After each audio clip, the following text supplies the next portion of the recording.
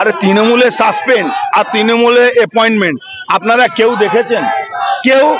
বাংলার কোন মিডিয়াকে আমি চ্যালেঞ্জ করছি কি তৃণমূল কাকে সাসপেন্ড করেছে সেই চিঠিটা দেখিয়ে দিক, আর তৃণমূল কাকে অ্যাপয়েন্টমেন্ট দিয়েছে সেই চিঠিটা দেখিয়ে দিক।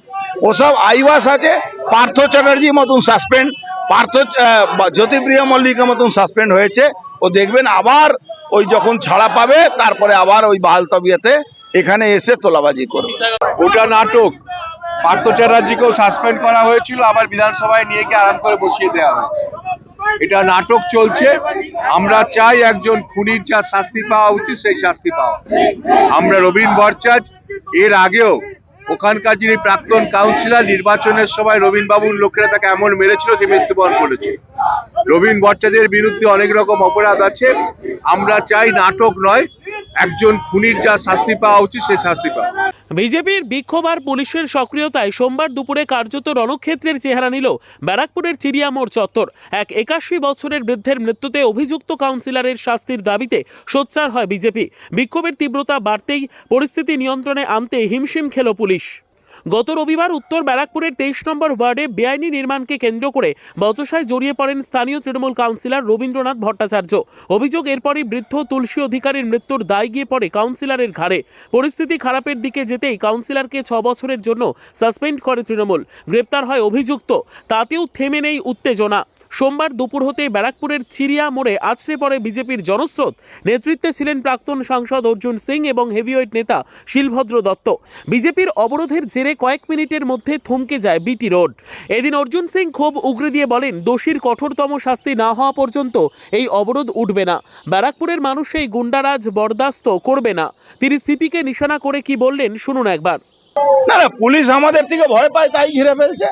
কিন্তু আমি বলছি কালকে আরো 3 মাস পরে এই দলদাস পুলিশকে, আমি আজকেও বলছি আমাদের কোনো ব্যক্তি কোনো পুলিশের সঙ্গে ঝগড়া নেই, কিন্তু আমাদের ডেপুটেশন নেবেন না এটা ঠিক না। আমরা তো পুলিশকে সহযোগিতা করেছি, কেন আজকে পরীক্ষা আছে এটা পুলিশকে সহযোগিতা বলে নয়।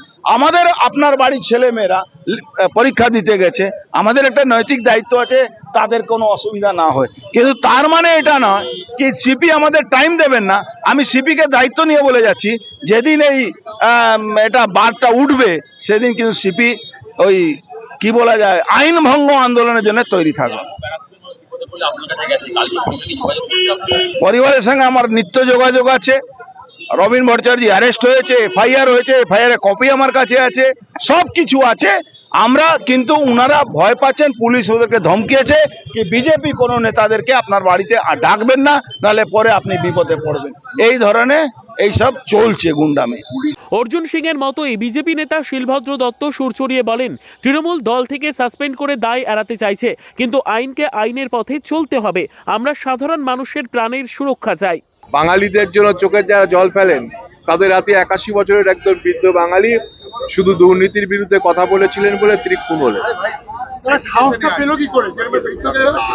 তৃণমূল কংগ্রেস পাওয়ারে আছে, পুলিশ কিছু করবে না, দলদাস পুলিশ কিছু করবে না জেনেই এটা করেছে। বৃদ্ধ মৃত্যু হলো কিন্তু পুলিশের ধারায় কিন্তু লঘু করে দেওয়া হয়েছে। পুলিশ তৃণমূল কংগ্রেসের কাউন্সিল। আমরা তো এর আগেও নাটক দেখেছি, অনুব্রতকে নিয়ে নাটক দেখেছি, পার্থ চ্যাটার্জিকে নিয়ে নাটক দেখেছি, জ্যোতিপ্রিয় মল্লিককে নিয়ে নাটক দেখেছি। সেই জিনিসই হবে, পুলিশ কোনো ব্যবস্থাই নেবে না, এটা আমরা জানি। তার জন্যই আমাদের এই আন্দোলন।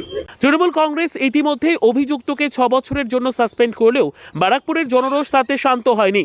এদিনের ঘটনা যেন প্রমাণ করে দিল ব্যারাকপুরের রাজনৈতিক সমীকরণ কতটা তপ্ত করে তুলেছে। Bureau report, digital news Bangla.